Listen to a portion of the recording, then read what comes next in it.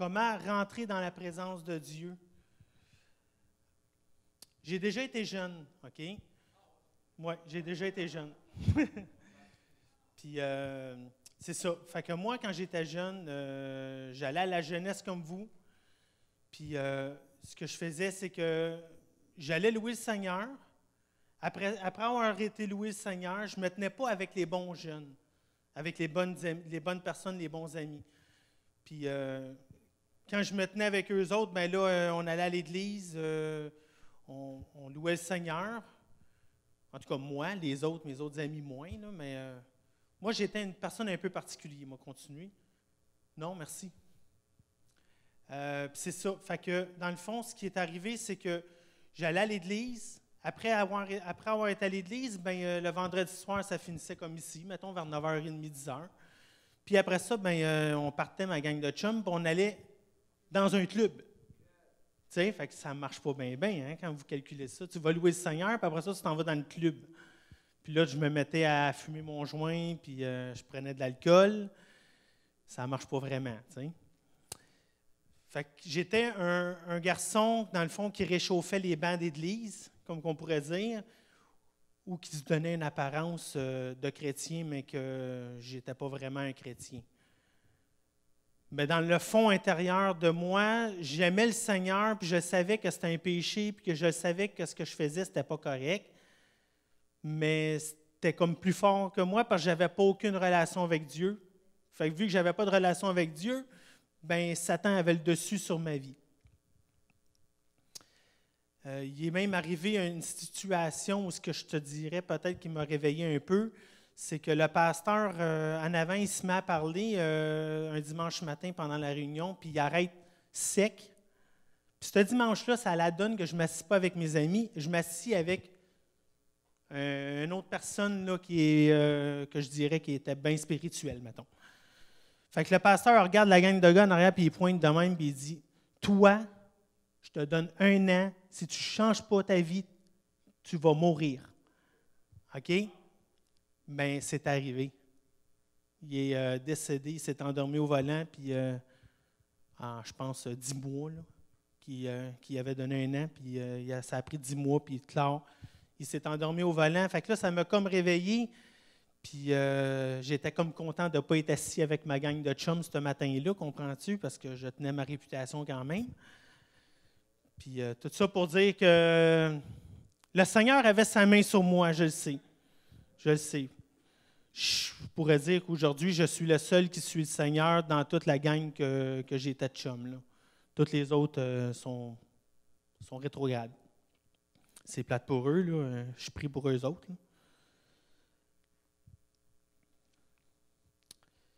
Puis je cherchais la présence de Dieu, mais je ne pouvais pas la trouver, la présence de Dieu. Pourquoi je ne pouvais pas la trouver? Parce que j'avais un pied dans le monde puis un pied dans l'Église. Fait que je ne pouvais pas trouver la présence de Dieu comme ça, parce que Dieu, il ne pouvait pas m'aider, là. J'étais plus dans le monde que dans l'Église. Fait que c'était quelque chose. Le conseil que je pourrais vous donner, c'est de ne pas prendre de drogue, de ne pas prendre d'alcool, de ne pas faire ça, parce que vous empêchez Dieu d'agir dans votre vie. Tu sais, Dieu a besoin d'agir dans ta vie, mais il ne peut pas agir dans ta vie si tu prends le choix d'aller dans le monde. Fait que c'est ça. Prenez une gorgée d'eau.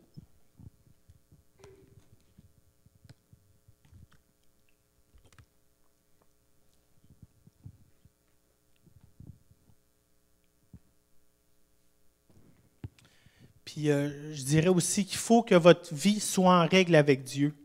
Ça rime à ce que je disais. Si ta vie n'est pas en règle avec Dieu, je me répète, je pense, là, mais si ta vie n'est pas en règle avec Dieu, là, tu ne peux pas avancer. Tu ne peux pas avancer. C'est impossible. Dieu ne peut pas te toucher si tu as un péché dans ta vie. Tu ne peux pas être rempli de l'Esprit si tu as un péché dans ta vie. Tu sais, je me souviendrai toujours quand j'étais dans un centre de désintoxication chrétien. C'était 14 mois. Puis le gars, dans ce temps-là, je fumais la cigarette. Puis quand tu rentres dans le centre là-bas, tu n'as pas le droit de fumer, tu arrêtes tout au complet. Là. Puis je me souviendrai toujours que le gars me dit que le Saint-Esprit ne rentre pas dans la boucane. Fait que ça rime à dire que le Saint-Esprit ne peut pas rentrer en toi, puis tu ne peux pas être à l'écoute du Saint-Esprit si tu as plein de péchés dans ta vie. Tu sais? C'est sûr qu'il y a un verset qui dit qu'il n'y a aucune condamnation pour celui qui est en Jésus-Christ. Le Seigneur connaît ta bataille aussi, là. Le Seigneur connaît c'est quoi tu te bats, pourquoi. S'il voit vraiment que, j'imagine, si tu te bats, ou si tu es la personne du genre à dire, bon, ben je vais aller faire mon péché, puis après ça, ben je vais demander pardon au Seigneur, celle-là, j'ai peut-être un petit peu plus de misère que celui qui va se battre avec. Le Seigneur va voir ton cœur aussi, là, dans tout ça. Amen. Maintenant, je pourrais... Donne-toi... Si, mettons que tu as de la misère à aller prendre du temps avec le Seigneur, je peux te donner un truc que moi, j'ai trouvé bon. C'est, mettons que ton sel, tu ne l'amènes pas avec toi, ou tu le mets sur vibration dans un tiroir dans les cotons ouettés, puis tu ne l'entendras pas vibrer. Ça fait que ça te changera pas... ça va te changer les idées à pas... faut t'aller voir, là, tu sais. Fait que moi, je te dirais que dans le fond, c'est un truc qui pourrait être bon. Un truc que tu peux envoyer à un de tes amis, c'est vous mettez deux amis puis vous textez. Bon, ben là, c'est le temps d'aller faire ton temps avec Dieu.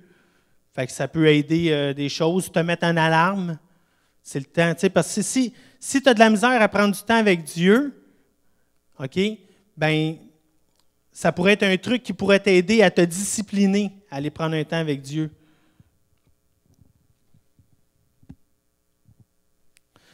Savez-vous pourquoi c'est important de passer du temps avec Dieu? Parce que tu ne peux pas discerner. Si tu ne prends pas du temps avec Dieu, tu ne pourras pas discerner le mal. Parce que quand tu es proche du Seigneur, tu es capable de discerner qu'est-ce qui est le mal et qu'est-ce qui est le bien. Puis Satan, il y a beaucoup d'emprise sur ta vie si tu n'es pas proche de Dieu. C'est pour ça que c'est important d'être proche de Dieu, pour pas que Satan ait une emprise sur ta vie.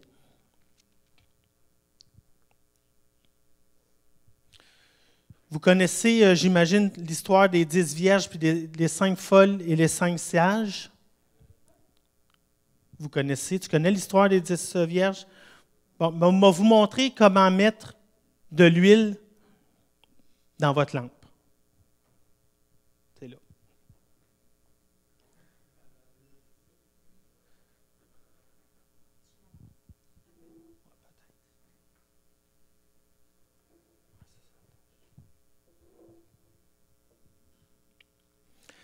Fait que je vais vous montrer, quand tu pries le Seigneur, OK, le voyez-vous tous ou c'est mieux en haut, la table? On va la mettre en haut. Y a-t-il deux personnes qui la montreraient, là?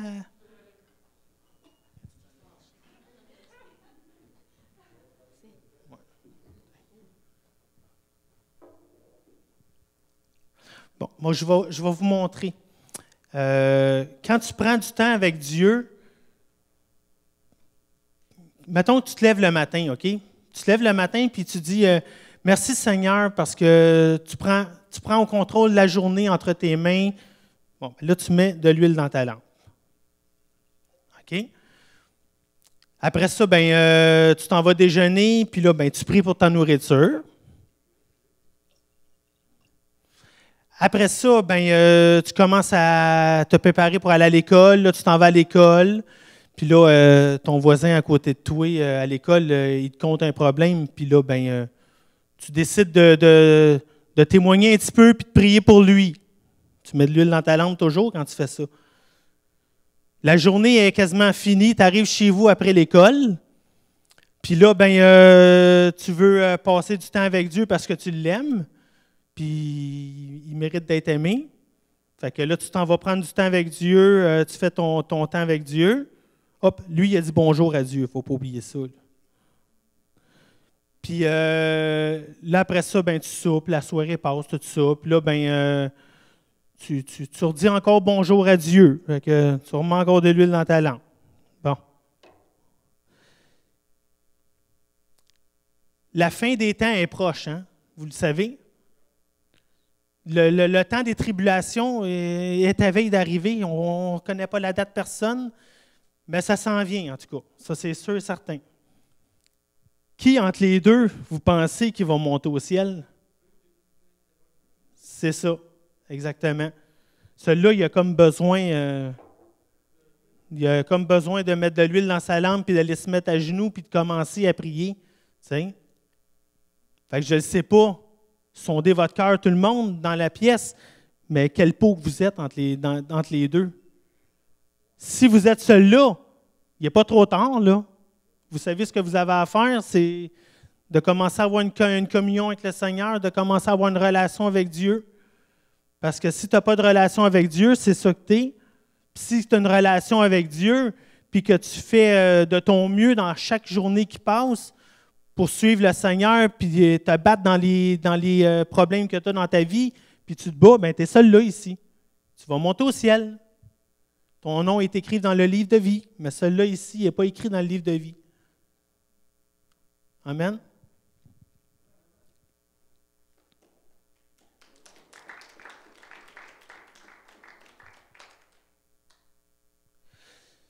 Si tu ne sais pas quoi prier quand tu veux aller prier, bien, tu peux prier en langue. Parce que prier en langue, OK, ton esprit va comprendre quoi prier. Puis prier en langue, là, ça rentre au poste. Ça coule. Ça coule quand tu pries en langue. Moi, je me souviens, là, pas je me souviens, mais je le fais souvent encore, mais je veux dire, quand je revenais de travailler, parce que là, je suis plus en arrêt de travail, c'est pour ça que je le fais moins dans l'auto, là. Mais quand je revenais de travailler, je prenais mon temps avec Dieu, beaucoup en revenant de travailler, parce que j'étais dans le trafic à 1 heure, puis là, à un moment donné, je partais, là, je commençais à prier en langue, puis plus que je priais en langue, j'avais remarqué ça, que plus que je priais en langue, mais plus que ça grimpait la puissance dans mon auto. Là, je montais le volume, puis à un moment donné, j'étais quasiment rendu dans le fond, le volume. Là, j'essayais d'enterrer le volume. Mais c'était vraiment puissant, c'est ce que je veux dire. Fait que si tu ne sais pas quoi prier, va dans ta chambre, va autre que ce que tu es bien. T'sais. Moi, j'ai beaucoup plus de puissance quand je vais dans mon auto. T'sais. Il y a une journée, ma femme m'a appelé, elle a dit « T'es où? Je suis dans le champ en train de faire mon culte. » Fallait que j'aille faire un tour de charge. J'ai gaspillé 5 piastres de gaz, mais il fallait que j'aille prendre mon temps mon temps avec Dieu dans l'auto. Puis c'est ça. Fait que cherchez votre place à vous. Ça peut être marcher dans la rue, ça peut être n'importe quoi, mais allez chercher votre temps avec Dieu, c'est important. Je vous le dis, c'est important. C'est vraiment fort sous mon cœur de vous dire, il faut que vous priez, il faut que vous ayez une relation avec Dieu, parce que si tu n'as pas de relation avec Dieu, c'est ça que tu vas être, le pot vide.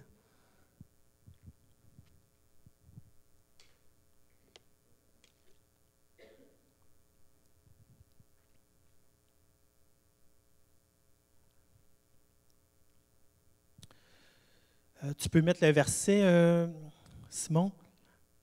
Tu peux prier partout dans ta journée, à tout moment. Comme je disais tantôt, tu te lèves le matin, tu peux prier. Je regarde ma journée, là, je parle au Seigneur genre à toutes les 15 minutes, une demi-heure, je ne sais pas. Là. Merci Seigneur, puis de le remercier, pas toujours d'y demander des affaires. Vous pouvez le remercier beaucoup plus que de demander. T'sais. Puis prier sans cesse, ça le dit bien le verset. Je sais qu'on a déjà vu cette vidéo-là, OK?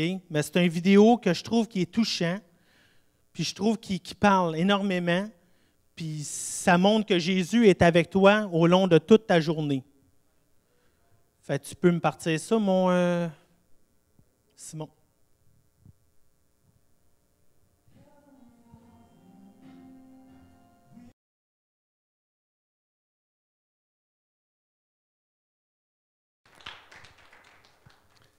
C'est puissant, hein?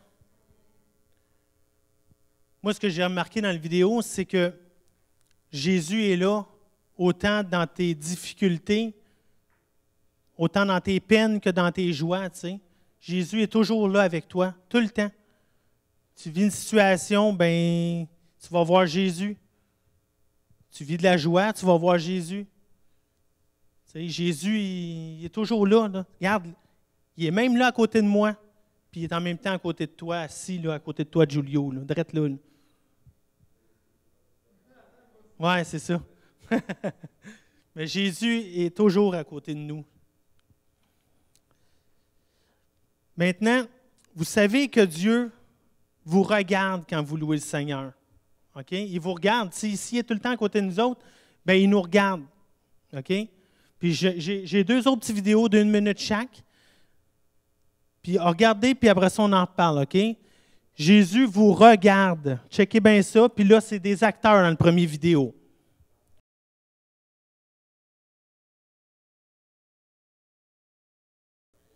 Je ne sais pas ce que vous en pensez. Dites-les pas tout de suite.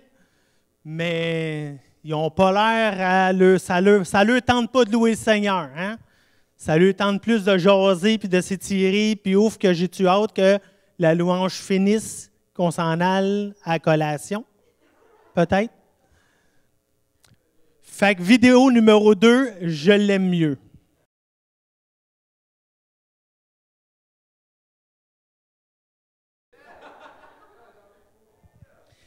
Il est un petit peu plus meilleur, cette vidéo-là. Hein? Qu'est-ce que vous en pensez?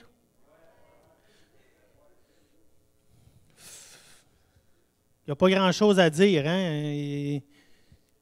Il est plus puissant, cette vidéo-là. Dieu aime plus nous voir louer le Seigneur que de dormir. T'sais? Fait que rendez-vous compte qu'on loue un Dieu extraordinaire et puissant. T'sais? Puis c'est ça, il faut le louer pour ce qu'il est. Il faut vraiment là, que vous compreniez ça. Louer le Seigneur vraiment pour ce qu'il est. Il faut arrêter de venir à l'église puis de juste regarder le plafond ou de réchauffer un banc. Je vise personne, hein? Je veux juste vous compreniez. Là. Mais j'avais à cœur de partager ça. Ça fait 1 mois et demi que le Seigneur m'a montré de partager ça. Puis chaque semaine, je priais le Seigneur qu'il me sorte des phrases et des choses à dire. Mais le premier but dans tout ça, c'est que je voulais vraiment que vous compreniez que le Seigneur est mieux quand on loue que quand on ne loue pas. Parce que quand on ne loue pas puis qu'on fait les personnes toutes découragées de la vie, bien, c'est parce que pourquoi tu viens à l'Église? Tu sais, on va se dire les vraies choses, là. Tu sais, j'ai déjà été jeune, puis je veux pas que le monde fasse la même erreur que moi, les jeunes et les moins jeunes, là. Puis les plus vieux, autant tout le monde. C'est un message qui est aussi bon pour le dimanche matin, ce que je dis là. Il faut louer le Seigneur. Il faut arrêter de jouer à l'Église. Il faut vous compreniez que, pas juste parce que la fin des temps s'en vient et qu'on veut monter au ciel, c'est d'avoir une relation avec Dieu qui est important. C'est ton ami. Tu peux y parler comme si ça serait ton ami là, à côté de toi. Puis tu vis des situations, tu y en parles, puis il te règle toutes tes affaires. Il y a beaucoup de solutions dans la louange. J'ai aimé cette phrase-là. C'est Carline qui avait dit cette phrase-là il y a 2 semaines. Tu sais, comme je vous ai dit, je prenais des notes. Puis Carline, elle avait dit cette phrase-là. Il y a beaucoup de solutions dans la louange. Mais c'est vrai, c'est puissant. La louange guérit. La louange te libère. La louange te délivre de tous tes péchés. Mais il faut que tu le veuilles. C'est ça. Si tu ne vas pas à genoux devant Dieu, ben ça ne marchera peut-être pas. Mais si tu cries à Dieu, il va faire ce qu'il faut faire dans ta vie. Il va te remplir de son feu, de son Saint-Esprit. Voulez-vous grandir avec Dieu? Ben moi, oui. Moi, je veux grandir avec Dieu. Puis ce soir, il reste 10 minutes, ben 10, 15, 20 minutes. On va laisser le Saint-Esprit agir, c'est pas compliqué. C'est Dieu qui dirige la soirée. Oui, ça peut prendre le temps que ça prendra, mais on va relouer le Seigneur pour le restant de la soirée, ceux qui veulent le louer. Puis on va laisser le Saint-Esprit gérer le restant de la réunion. Ceux qui ont besoin de prière, bien, vous savez c'est qui les leaders, puis vous avez juste à aller les voir pour demander de la prière.